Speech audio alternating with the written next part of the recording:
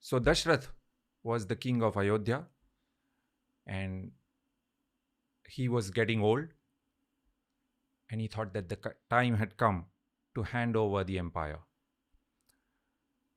A parishad was called, and Dashrath proposed Ram's name, his eldest son, and the parishad accepted the proposal, and Ram was chosen to be the successor. He would be crowned as the Yuvraj. But then something happened because of which Ram was not crowned the Yuvraj, right? Usually it is understood that Dashrath asked him to leave. Like I said right in the beginning, the summary, somebody may say Dashrath asked Ram to leave. But in the Valmiki Ramayana, that did not happen. The night before the coronation, Dashrath had 3 wives, and Kaikeyi, one of them, reminded Dashrath that he had made 2 promises to her, given her 2 boons earlier, because of she had helped him in an earlier battle, because of which he had given her 2 boons. And now she said, I want to ask for those boons. It's as if, in contemporary terms, Dashrath had given her 2 signed checks, blank checks, and now she had filled them up and with the amounts and brought them back. So her 2 asks were that her son, Bharat, should be made Yuvraj, not Ram, and Ram should be sent off into exile. Dashrath pleaded with her to change her mind, but she did not budge.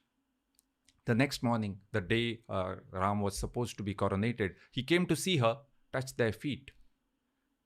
And all Dashrath could say was, Ram! And then he choked and he could not say anything. Ram was shocked. He looked to Kaikeyi and said, what has happened? And Kaikeyi told him about the 2 boons and her asks. Ram's immediate reaction was, Evamastu, so be it. Gamishyami vanam, I will go into the forest. And then, very important, Rajnyah pratidnyam anupalayan, in order to uphold the king's promise. So Ram gave this reason, that he was going into the forest because he had to honor the promise that the king had made. Ram's argument was this. Ram was always, the primary driver for him was welfare of the people, the well-being of all, prajapalana. And he knew for that, dharma, that is the righteous way of living, and satya are crucial. If the king's word is not held true, then whose word is held true? Where is dharma? And so, he could not do anything that would break the king's promise. And he decided to go into the forest. Without any anger, without any irritation. His life had just turned upside down. Think about it. Many times, we face a shock. It could be losing a job, not getting into the college that we had wanted. Life takes a turn that we did not expect. And what can be the most extreme of this? From having the lordship of the whole world to having nothing at all. That's the turn that Ram's life took. And he accepted it without any anger. He touched Ram and Kaikeyi's feet. And at that time, all Dashrath could say was, Dik kashtam, oh, what terrible torture. He did not want Ram to leave, but he was trapped. And then Ram went and told what had happened to his brother Lakshman, mother Kausalya, and wife Sita. Their reactions are very interesting. So Lakshman is also, a prince. And he does not agree with what Ram is doing. He says, it is your dharma. The right thing to do is for you to stay here and take care of the empire. You should not leave. In fact, he says, Atmastham Kurushasanam, take control of the empire. The full shlok is, Yavadeva na janati, Kashchidartham iman narah, Tavadeva maya sardham atmastham kurushasanam. Before the word gets out, take control of the empire and I will help you. Lakshman knows that there may be resistance and there may be a civil war. And if it comes to that, he says, I will kill anybody who stands up against you. I will kill everyone, in fact, even if it means not a single person is left alive in Ayodhya. Ram's mother, Kausalya, also tells him not to leave. She tells him, you're leaving because of something that your father said. Well, I'm your mother. I'm telling you, don't go. Afterwards, Ram's guru also tells him, I am your guru. I'm your father's guru too. And I'm telling you, do not go. Right? So there are many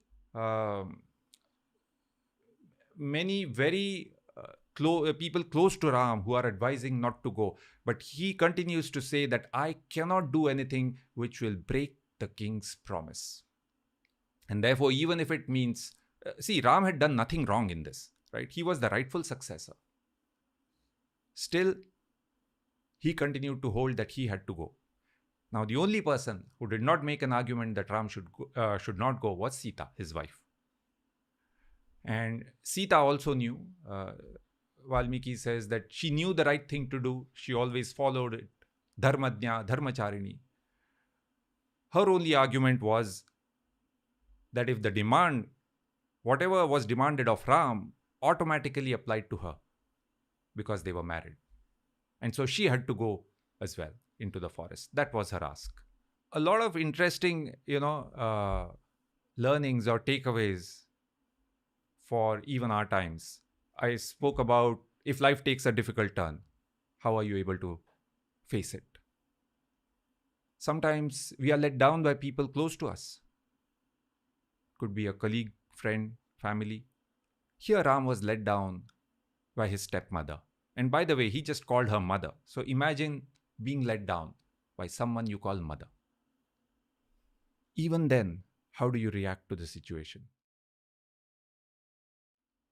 Lakshman advised Ram, do not go.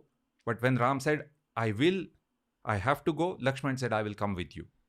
Again, this is something, incredible support. Lakshman's argument was this. When you were chosen as the Yuvraj, as the crown prince, you had said, we have to do this together. Now you're being sent into exile. We have to do that together as well. So his argument was empire or exile. We have to do it together. And finally, the most important learning, there are times when there is the right path, which is the difficult one, and then an easy path. Which one do we pick? Many times it's not clear which is the right path. Here, Ram chose the most difficult path where he lost everything in spite of so many arguments by others that he could have accepted and said, all right, I will stay. But will we choose the right path when we are faced with a choice like this?